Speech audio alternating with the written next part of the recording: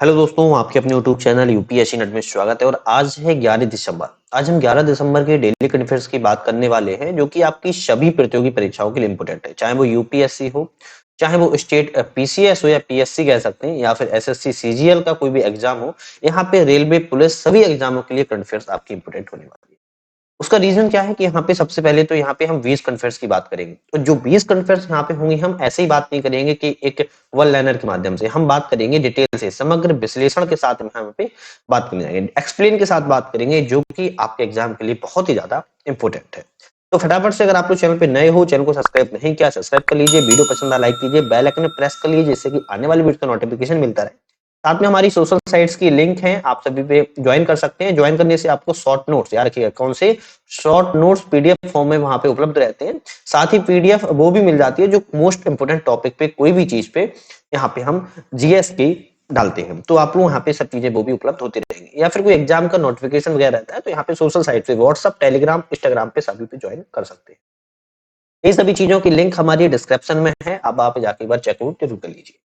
आज की हमारी मोस्ट इंपोर्टेंट करंट अफेयर्स है, ये बहुत ज्यादा पॉपुलर करंट अफेयर्स है। हाल ही में कौन सा देश है चीन के belt and road initiative BRI project से बाहर हो गया? तो याद रखिएगा, चीन का बीआरआई एक प्रोजेक्ट है, उसमें कई सारे देशों को मिलाया जा रहा है बेल्ट के माध्यम से।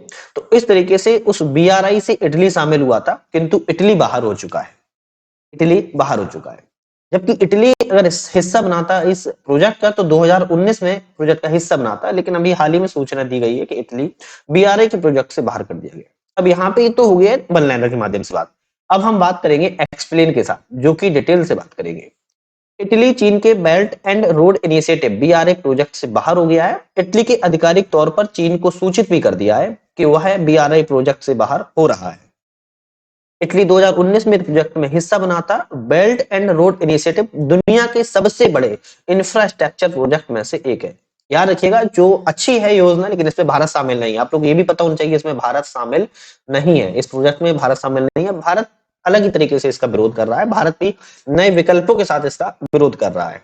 भारत इसमें शामिल नहीं है। सबसे बड़ी अगर बात देखा जाए, तो दुनिया के सबसे बड़े जो इंफ्रास्ट्रक्चर प्रोजेक्ट है, उस इंफ्रास्ट्रक्चर में बीआरआई जो बेल्ट एंड रोड इनिशिएटिव है, बहुत बड़ा ये प्रोजेक्ट है। तो आज के जो मोस्ट इंपोर्टेंट करंट अफेयर्स इस समय थी कि इटली इस देश से इस प्रोजेक्ट से बाहर हो गया है, तो कहीं ना कहीं इंपोर्टेंट है, कहीं एग्जाम में आ सकता है कि कौन सा देश बीआरआई में शामिल हुआ और बाहर हो चुका है। नेक्स्ट क्वेश्चन बात कर लेते हैं यहाँ पे, किसने मानव मस्तिष्क की तरह, याद रखिएगा, मतलब कि जो हमारे मानव की तरह, मानव मस्तिष्क की तरह एआई आर्टिफिशियल इंटेलिजेंसी जेमिनी को पेश किया है? तो जो आर्टिफिशियल इंटेलिजेंसी है जेमिनी, उस गूगल के द्वारा इसको पेश किया गया। किसके द्वारा? याद रखिएगा, गूगल कंपनी के द्वारा इसको पेश किया गया। इसके बारे में जानते हैं क्या है ये। टेक कंपनी गूगल ने चैट जीपीटी को टक्कर देने के लिए अपने नए artificial intelligence AI model Gemini को लॉन्च किया हुआ है। इसका नाम जेमिनी है, और ये किसको प्रतिस्पर्धा में है? चैट जीपीटी की। याद रखिएगा, जो आप लोगों ने नाम इसका सुना होगा, चैट जीपीटी आज बहुत पॉपुलर हो चुका है। चैट जीपीटी के कंपटीटर्स में जेमिनी को गूगल ने लॉन्च किया हुआ है। जेमिनी नैनो लाइटर वर्जन है, और एंड्रॉइड डिवाइस के लिए आया हुआ है अभी। अगर इसके पिक्सल 8 प्रो यूजर्स को इसमें कुछ नए फीचर्स भी मिलेंगे। जेमिनी के साथ इंटीग्रेटेड नया चैटबॉट भारत सहित 170 देशों में अंग्रेजी भाषा में अवेलेबल भी होगा। ये गूगल का विकसित एआई चैटबॉट है, जो लार्ज लैंग्वेज लामडा में बेस्ड है। तो जो लामडा एक लैंग्वेज होती है, उसमें यह बेस्ड है, LAMDA। तो याद रखिएगा, जो जेमिनी चैटबॉट है, जो जेमिनी लॉन्च किया गया है, वो गूगल की ने लॉन्च किया हुआ है, और किसको प्रतिस्पर्धा के लिए? चैट जीपीटी की प्रतिस्पर्धा के लिए। तो याद रखिएगा, जेमिनी एंड्रॉइड डिवाइस के लिए भी बहुत अच्छे से, जिस तरह चैट जीपीटी करता है, उस तरह जेमिनी भी वकार करने की यहाँ बात की जा रही है। नेक्स्ट क्वेश्चन है, उत्तराखंड वैश्विक निवेशक शिखर सम्मेलन का उद्घाटन किसने किया है? जो उत्तराखंड का वैश्विक निवेशक शिखर सम्मेलन हुआ है, नरेंद्र मोदी जी के द्वारा, पता होगा, भारत के प्रधानमंत्री जी के द्वारा इसको किया गया। इस सम्मेलन का विषय क्या रहा है? शांति से समृद्धि। याद रखिएगा, इस सम्मेलन का जो विषय है वो शांति से समृद्धि। इस सम्मेलन का जो विषय रहा है बहुत इंपॉर्टेंट है, याद रखिएगा, शांति से समृद्धि। इस समिट का मुख्य उद्देश्य क्या है? जो विषय था वो शांति से समृद्धि है, लेकिन इसका मुख्य उद्देश्य क्या है, क्यों इसको सम्मेलन का उद्घाटन किया गया? तो उत्तराखंड को निवेश के नए केंद्र के रूप में स्थापित करना। उत्तराखंड में नए निवेशक आए, वहां पे नए निवेशक आने से क्या होगा? वहां की इकोनॉमी बूम कर जाएगी। तो इसीलिए एक निवेशक के केंद्र के रूप में इसको स्थापित करना। प्रधानमंत्री नरेंद्र मोदी ने सशक्त उत्तराखंड पुस्तक और ब्रह्मांड हाउस ऑफ हिमालयाज को भी लॉन्च किया हुआ है। तो आ सकती है जो पुस्तक है और ब्रांड हाउस ऑफ हिमालयाज को लॉन्च किया हुआ है नरेंद्र मोदी जी के द्वारा ही। तो ये उत्तराखंड से रिलेटेड बहुत इंपॉर्टेंट कवर थी, क्योंकि एग्जाम में इसको पूछा जा सकता है। नेक्स्ट क्वेश्चन है हमारा, किसने अपना पहला उपन्यास जेबा an excellent super hero launch किया हुआ है? एक उपन्यास है, ये नाम से ऐसा लग रहा है कुछ और ही है, मूवी का नाम है, लेकिन नहीं। जेबा एन एक्सीलेंट एक्सीडेंटल जो सुपर हीरो है वो एक पहला उपन्यास है और हुमा कुरैशी के द्वारा इसको लॉन्च किया गया है। किसको? हुमा कुरैशी के द्वारा। इसके बारे में जानते हैं क्या है। जैबा एन एक्सीडेंटल सुपर हीरो की कहानी जैबा के नाम की है। एक युवा लड़की के इर्द गिर्द घूमती रहती है। जो पूरी कहानी है, एक युवा लड़की है, उसके इर्द गिर्द पूरी कहानी घूमती रही है। जो जीवन की प्रतिकूलता के बीच अपने लचीलेपन और धैर्य की विशेषता को दर्शाती है। उसके जीवन में बहुत प्रतिकूल स्थिति रही है, लेकिन अपने वो सहनशीलता धैर्य से उसको दिखाया गया है कैसा उसका है। इसका उद्देश्य पाठकों को जैबा की आत्मखोज और सशक्तिकरण की यात्रा से प्रेरित करता है। तो याद रखिएगा, इस पुस्तक को, उपन्यास को आप जरूर देखिएगा। मिल जाएगा यूट्यूब वगैरह पे या फिर कहीं गूगल पे आप एक बार छान सकते हैं कैसा क्या है उसके बारे में थोड़ा सा, जिससे कि और आपको उस नॉलेज उसमें आपकी बेस अच्छा हो जाएगा। तो पहला उपन्यास जैबा an accidental super hero launch किया है हुमा कुरैशी जी के द्वारा। नेक्स्ट क्वेश्चन को बात करते हैं, किसे बीबीसी का नया अध्यक्ष नियुक्त किया गया है? बीबीसी का नया अध्यक्ष की बात किया है तो समीर शाह को नियुक्त किया गया है। आप लोग पता होगा कि एग्जाम में कई सारे अध्यक्ष और क्रिकेट से रिलेटेड भी क्वेश्चन आते हैं। तो एग्जाम में नए अध्यक्ष की नियुक्ति कहाँ हुई है, प्रधानमंत्री मुख्यमंत्री कहाँ पे बने हैं, तो इस चीज के सारे बहुत सारे क्वेश्चन आते हैं। थोड़ा सा उसको भी लेके चलते हैं जो एग्जाम के लिए पॉइंट वो से इंपोर्टेंट रहे। तो बीबीसी का नया अध्यक्ष की बात किया, समीर शाह को बनाया गया बीबीसी का नया अध्यक्ष। और समीर शाह को टीवी प्रोडक्शन और पत्रकारिता में 40 वर्षों का अधिक अनुभव रहा है। तो एग्जाम में आ सकता है जो समीर शाह बीबीसी के नए अध्यक्ष बने हैं, इनको किस चीज का अनुभव है? टीवी प्रोडक्शन और पत्रकारिता में, मास कम्युनिकेशन के क्षेत्र में इनको बहुत अच्छा अनुभव रहा है। हालांकि 40 वर्षों का है। नेक्स्ट बहुत बहुत बहुत इंपोर्टेंट करंट अफेयर्स है, भारत बिल पेमेंट्स। कौन सी है? भारत बिल पेमेंट्स, बीपीपीएस किस संस्था ने बनाया है? तो भारत बिल पेमेंट्स की बात किया तो फिक्की के द्वारा बनाया गया। याद रखिएगा, भारत बिल पेमेंट्स फिक्की के द्वारा बनाया गया। इसके बारे में हम एक्सपीरियंस से बात करेंगे क्योंकि ये इंपोर्टेंट है। देश के बड़े उपयोगिता बिल भुगतान बाजार को डिजिटल बनाने के लिए national payment corporation of India NPCI द्वारा बनाया गया है। और प्लेटफॉर्म भारत बिल पेमेंट्स का उपयोग ऋण भुगतान और क्रेडिट कार्ड बकाया चुकाने के लिए तेजी से किया जा रहा है। बात कर रहा है कि जो national payment corporation of India है, इसके द्वारा इस प्लेटफॉर्म डिजिटल बनाया गया है बिल भुगतान के लिए। लेकिन इस प्लेटफॉर्म पर भारत बिल पेमेंट जो बीपीएसपीएस है, उसका उपयोग ऋण भुगतान और क्रेडिट कार्ड की बकाया चुकाने के लिए किया जा रहा है। जिस तरह से उपयोगकर्ताओं के लिए हर महीने उपयोगिता बिल उत्पन्न होते हैं।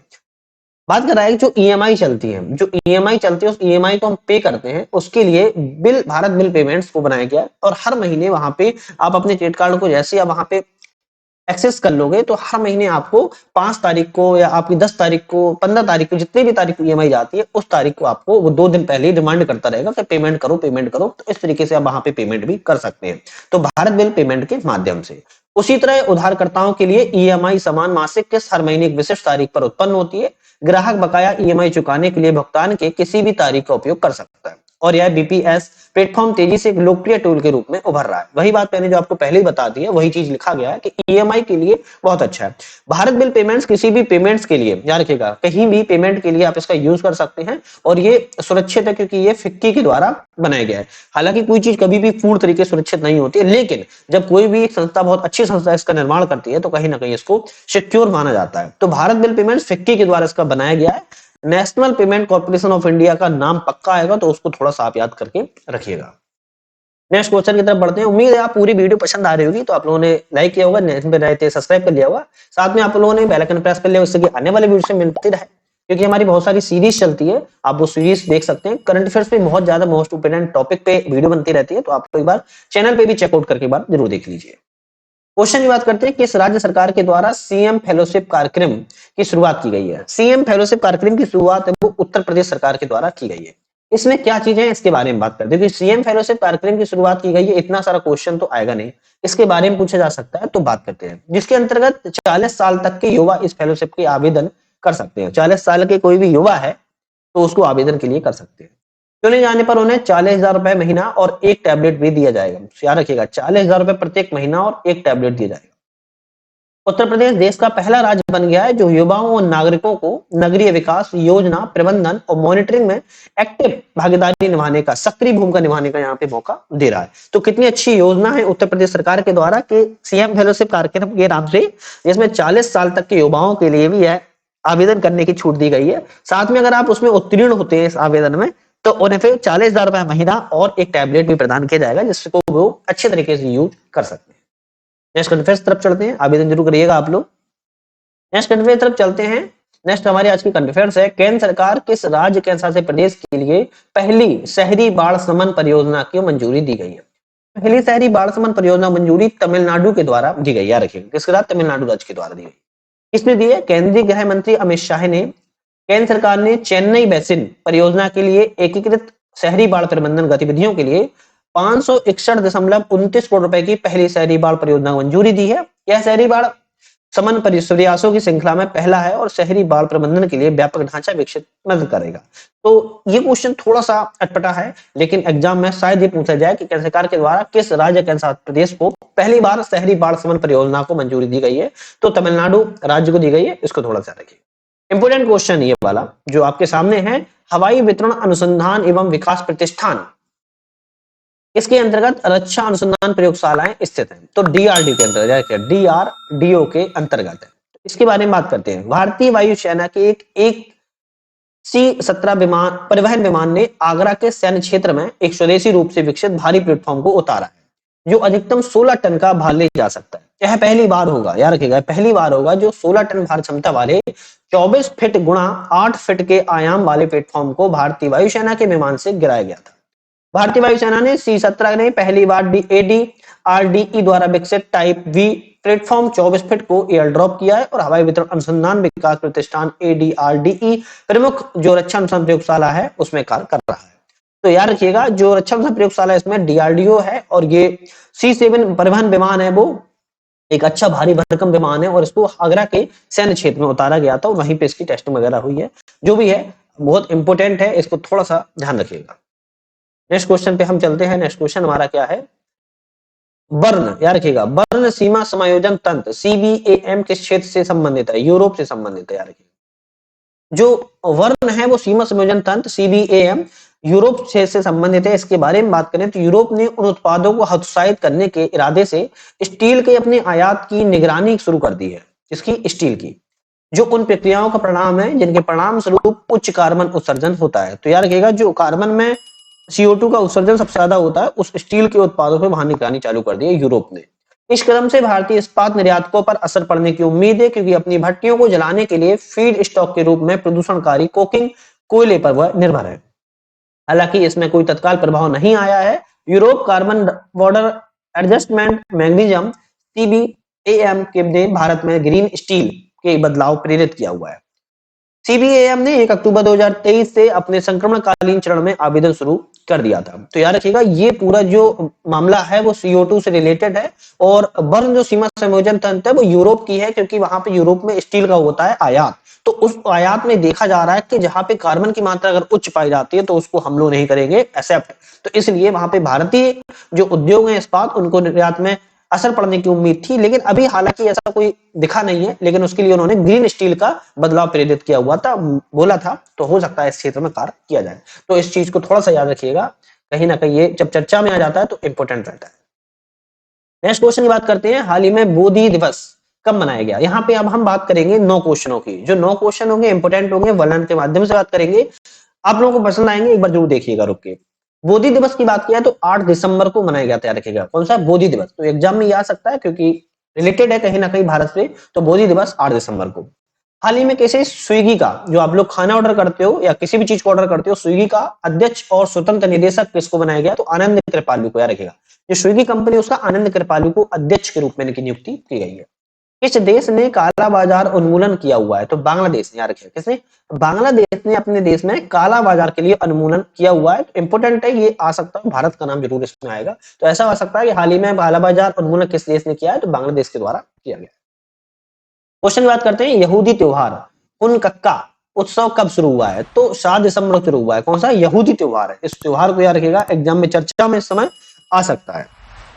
मिजोरम के नए मुख्यमंत्री के रूप में किसने शपथ ली है? तो देखो बहुत सारे जगह भी चुनाव हुए हैं और सीएम बने हुए हैं, तो कहीं ना कहीं जो पॉपुलर रहे हैं और जो न्यूज में बहुत ज्यादा रहे हैं, तो उनको शायद ना पूछा जाए, क्योंकि वो तो सबको पता रहते हैं, रिक्शा वाले को पता रहते हैं। लेकिन जो नॉर्थ ईस्ट में रहते हैं अक्सर वो पूछ ले जाते हैं, क्योंकि वहां पे ज्यादातर लोगों का ध्यान नहीं पहुंच पाता है। तो इसलिए मिजोरम के नए मुख्यमंत्री लालू दोहुमा को चुना गया, जो इंपोर्टेंट भी है, लालू दोहुमा को। इनके बारे में मैंने पिछली प्रीवियस वीडियो में डिटेल से बात करी, थोड़ा सा उसको भी एक बार नजर मार लीजिएगा। हाल ही में जारी वैश्विक प्रदूषण रैंकिंग में कौन सा देश शीर्ष पर है? तो लाहौर। याद रखिएगा, जो वैश्विक प्रदूषण रैंकिंग हुई है उस देश में लाहौर की बात किया है तो शीर्ष पर। अब लाहौर कहां पर है ये आप लोगों को नहीं पता है तो बड़ी विडंबना है, एक बार उसको जरूर देख लीजिए। किसने भारत का सामवेद पुस्तक का विमोचन किया है? नए भारत का सामवेद। याद रखिएगा कौन सी पुस्तक की बात करिए? सामवेद। तो कहीं ना कहीं इंपोर्टेंट हो जाती है, जो नए भारत की सामवेद पुस्तक का रामनाथ कोविंद के द्वारा विमोचन किया गया है। तो इसके बारे में थोड़ा सा सर्च करिएगा गूगल में, कुछ आप लोग भी उसके बारे में पता लग जाएगा। एटीपी की रिपोर्ट कौन सा देश शीर्ष पर है? जो एटीपी की रिपोर्ट आई है उसमें नोवाक जोकोविच हैं, वो शीर्ष पर रहे हैं। याद रखिएगा, जो एटीपी की रिपोर्ट में शीर्ष पर नोवाक जोकोविच। कृषि मंत्रालय का अतिरिक्त प्रभार किसे दिया गया है? तो अर्जुन मुंडा को। अर्जुन मुंडा जी को कृषि मंत्रालय का अतिरिक्त प्रभार सौंपा गया है। इंपोर्टेंट है। भारत का नए संवेद पुस्तक का विमोचन रामनाथ कोविंद ने किया, इसको याद रखिएगा क्योंकि वो इंपोर्टेंट है। आज के लिए हमारी इतना ही था। नेक्स्ट वीडियो में फिर से बात करेंगे। वीडियो का बहुत बहुत धन्यवाद।